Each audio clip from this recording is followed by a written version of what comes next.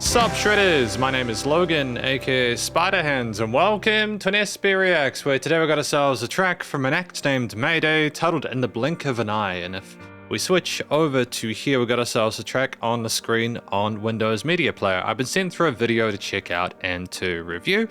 We're good to check out some Mayday. I haven't listened through them in a while, and we're going to listen through this track from start till finish. And we're going to hear what we think. Let's do it, let's go. What have we got? The final chapter. 2018, I think it was, if I'm not mistaken. Like dynamic range of the keys. I mean, like, sorry to interrupt, I won't do it again, but just I can kind of already tell without knowing the language from the audiovisual experience what we might be discussing. I appreciate that. Oh no. Oh no. Interesting resonance to the voice there. He doesn't want that page to turn. It's too late. Intensely powerful. That was beautiful. Really wonderful video. In the blink of an eye, I mean, I assume it's about someone looking at their life as an old person, as an old man, realizing that they spent too much time working and focused on one element of their life and ignoring the people that actually mattered, taking them for granted until it was too late. And then eventually they go back in time, they get that chance to fix things, and then they are sort of like flying together. I think that's actually a really, it's a very tender thing. I think that's something that a lot of people will unfortunately be able to relate to in this point in time. That loss of taking things for granted. But we're going to talk about it more in the conclusion. Because welcome to the conclusion of my review of this track from an act named Mayday, titled In the Blink of an Eye. The final chapter of my autobiography, I think it's 2018. In this section, we're going to do an overall song analysis of everything from lyrics and vocals all the way through to studio production, as well as any applicable constructive critique, and then finally, my thoughts from a general listener's perspective. But before we go any further, what do we think this track is about? Well, I mean, to be fair, we have actually got some lyrics that have been sent through. These lyrics have been sent through by Wyatt Kelly and Forever. Hopefully you can see these on the screen there. If you can't, I apologize. I'll make them a bit bigger. In the blink of an eye, I've reached the final chapter of my autobiography, having taken in all the scenery of fate. Clouded pupils with its skin. Thank you for the translation, by the way. It's good to have this. I'm that who once bloomed like flowers, among millions of moments who's by your side. The me of that year was once just like you, soaring high, so it's like we're almost looking at ourselves, an alternate reality that we wish we could have gone for. Is there someone somewhere waiting for me to return to the way I was, which is what allowed them to save them from the car accident? My cheeks were once smooth, the night once refreshingly cool, the world was once wild, love once bloomed, and, is there anyone to nestle by my side, listening to me pour out the length of my remaining life? It's, damn, Beatles and Guns N' Roses, love and melancholy, forever proudly sing loud. Achievements, life like ocean waves. There's such beautiful, vivid imagery within the lyrics here. They're tremendous storytellers, Mayday, for absolutely sure. The most ordinary days, the humblest dreams. When did we realize their worth? Most worth cherishing. What we thought was everyday life turns out to be impermanence. The tangible form of life is, after all, just an illusion. This is the final chapter of my autobiography, writing this long poem with the time of a lifetime. When I leave, just think of me as flying free. The children, grandchildren are busy, just let them be busy. So, I think simultaneously what this track amounts to is a commentary on how quickly our life has flown by, but it also kind of alludes to the fact that as human beings, we do have a finite amount of time on Earth, and that we need to be cognizant of what the best use of that time is. I think that this is something that a lot of people will be able to relate to. There's definitively going to be an audience for this, and I think that the way that it's sung is tremendous. I love the tone of voice, the phrase, the purpose, the expression, the cadence. The main melodies that are used within the hook lines are euphoric and wondrous, but also the verses are tender as well. They're in our chest voice, and our head voice rises a little bit for those hooks, but we just got such amount of body to it that we're very comfortable on the microphone, and there's never a moment where things feel awkward or uncomfortable. It's incredibly compressed. It's very kind of squashed, but not in a way where it's poorly produced. It's just that we're at a major label situation commercially where there's absolutely no difficulties with being able to accomplish that level of balance, with that in the mix. And that moment in 4 minutes 30 when we're about to save our partner from the car there, the vocals cry out there. There's this tremendous energy behind it, which I appreciate there.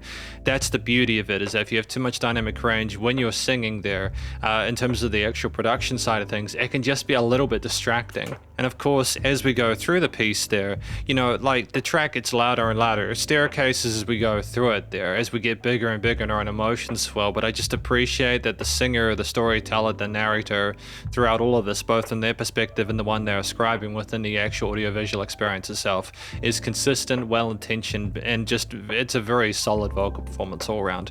We navigate the scales and harmonies relevant to it very, like, effortlessly. I've got no complaints from an actual review perspective. The track itself at 5:30 though, I think is very eloquent, and it's a great use of time. To be fair, I think it's roughly about 5 minutes, because I think the last 30 seconds of it was credits, so to speak. I think what's real nice about the piano, which is one of the main instruments throughout this piece, is that it plays some very sort of like easy to understand yet nonetheless compelling triads there.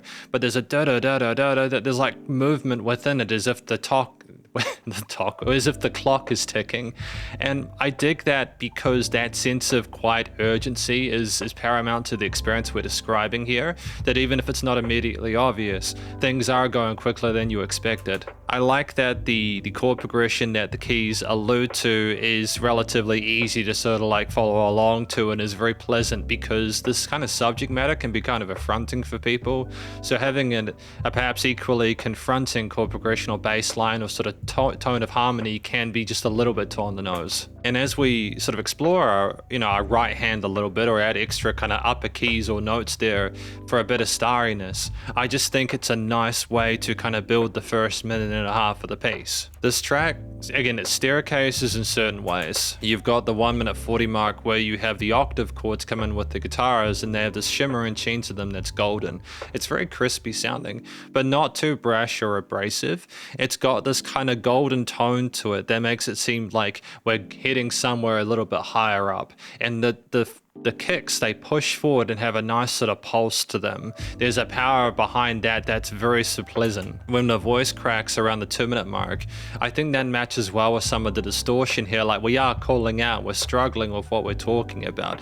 There's an authenticity of the expression of the singer in some of these parts, as if this is something that they themselves are coming to terms with. This is a very personal thing for them. But as we sort of speed up those kicks, and as we bring in those cymbals, and as we start to include other elements, including the bass guitars as well, you do really feel like we're heading somewhere quite important. And it's just a nice way to sort of reiterate upon existing chord progressions and structures from the keys in a way that doesn't seem overdone. Of course, there's dynamic range, such as around the 2 minute 30 mark and other points as well there, because if everything's just continuously going louder, it becomes sort of a bit predictable and boring. But we don't have that here. And at 2 minutes 54 or something along those lines, we come back down again. It's like a slow, like a snake that's coiling upwards. I think what I dig about it is that we play with the listener's expectations, though, to an extent where, like, the last part of the song is the loud bit there.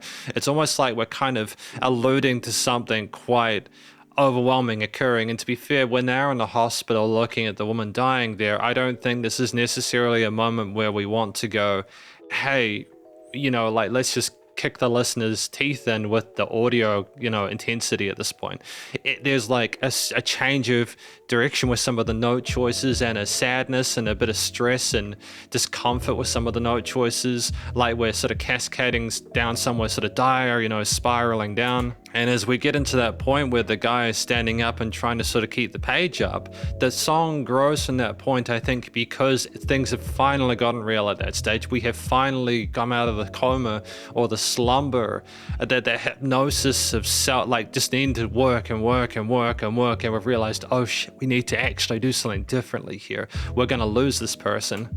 And as we look at the headphones there, things come and they hit home, and it's incredibly affecting, because even though it's just this kind of claymation animation there, you can just see the expression so vividly in the people's faces. I think part of what sells it is how raw the vocals are, such as around the 4:17 mark there. They're unfiltered. They're not trying to sound as sweet as they did in previous parts, or as patient there. We are really starting to feel a sense of desperation in regard to trying to get back to how things used to be. And like, as we continue to push forward there's still a general sweetness to some of those guitar parts and the drums, even though we're kind of adding some quarters and eighths and sixteenths in there, some onbeats and syncopated. We're getting a bit more active with the snares and some of the kind of like change ups and switch up of groove and pace. And as we kind of have further harmonies in that 4-minute 40 mark, simply to make the track a whole lot wider sounding, to expand it beyond that, and the keys ascend into the upper register there and start to really sort of twinkle. It's just a track where, like, and as opposed to what I would have expected, which was a heavier distortion in the low end, we really resonate in the mid-range with the keys and those distorted electric guitars there. Those octaves continue there, and it's almost like a celebration of the fact that we were able to snap out of it just in time, as opposed to a sense of dread and loss, things being unchangeable and permeable. As you get that outro section with the strings, it's just beautiful. It's almost like a Disney finish in a sense there, where you really do have this softness of them, this shimmer and sheen to it, this elegance of things being in harmony because you were able to come together, hold hands and soar over the sky. It's tremendous in terms of what the story is telling you and how it wants you to connect to the music, and I feel like things are very well connected. That pulse, that force at the end of it with the bass and everything kind of panning out before we finish is just huge sounding. And I think part of what's so effective about this track is that it builds on you without you realizing it. There's a smoothness to it, I think, because of the note choices and the tones and textures, and it really catches you by surprise just how much it is swollen by that point, that huge amount of sound and energy and excitement, and how vibrant and vivacious it is. And then you're done. The track goes to close and you're left to ponder the ponderances, in relation to that. And I feel like thematically, it's major leaning, it's in a major key, but there's like, it's so nuanced with the interpretations of that major. There are minor leanings and moments of sadness and doubt and dread, but I think it's a song that's trying to be kind, as opposed to, like, where we're celebrating the fact that we were able to have that connection with others at all. I think what's going on within it is that maybe we thought ahead to when we were an old man and realized how little time we had, and we needed, oh crap, we need to really not take things for granted. And I think this song is more of a celebration through mostly the major chords, but also some of the extensions and the ninths that we have through the octaves. It's effectively telling us that we managed to figure it out in time. We're happy for what we've had and the opportunities as present. Not to bother our kids and grandchildren, effectively just to have our life as a celebration, and that's that. So I think, generally speaking, the way it's been structured, the different chord progressions and bass lines are compelling. I like all the energy with the different guitar and piano leads and the way the vocals remain prominent throughout. I think your boxes are ticked and there's a chemistry between the elements. In general, I don't think there's a note out of place. And just in terms of the studio production and recording, mixing and mastering, it's phenomenal. I'm really satisfied with what I've heard today. I think that in general, I think, to be fair, this video might be a little bit compressed. It does sound a bit squeezed, but I don't think the original recording would have been that way. Just the quality of the guitar, strings, piano, drums, bass, the way they're presented within the frequency spectrum, there's no weird resonant frequencies. The stereo field is well balanced there. I think the vocals, while you can hear there's some compression and gluing and reverb and stuff like that, it's not overproduced and they can clearly sing. And the harmonies are exquisite when they pan out to the sides, and it's just a massive, beautiful, starry sky. So I think there's at least compositional dynamic range. Nice and loud, but a pumping bus compression limiting is handled. And no applicable constructive critique for me. It was a stunning use of that, 6.5 minutes, or 6 minutes or so. From a final general listener's perspective, it's nice to be able to listen to more of Mayday with their track In the Blink of an Eye. I love what they've done with the song. I think it's a story that I haven't heard enough of, and I think that people need to be cognizant of the fact that they do not have infinite time on Earth, and that they need to let their loved ones know that they love them. And I think this is just, if you're watching this is a chance for you to tell your loved ones, if you haven't told them in a while, that you love them. I know that sounds cheesy and a bit kind of cliche, but it's really not. We're all just human beings, we're not perfect. So I think I'll be doing that in a moment once I get off this video. But thank you for watching my review of this track from an act named Mayday, titled In a Blink of an Eye, and hopefully you enjoyed it. If you did, please go show them some love via the various social medias. And I'm sure this has been on digital stream platforms. And stay cool and stay safe, and please remember to support your local musicians and artists at this point in time. If you need help or ever with all the crazy stuff going in the world, and I will catch you in the next SP Reacts. Spiderhands out.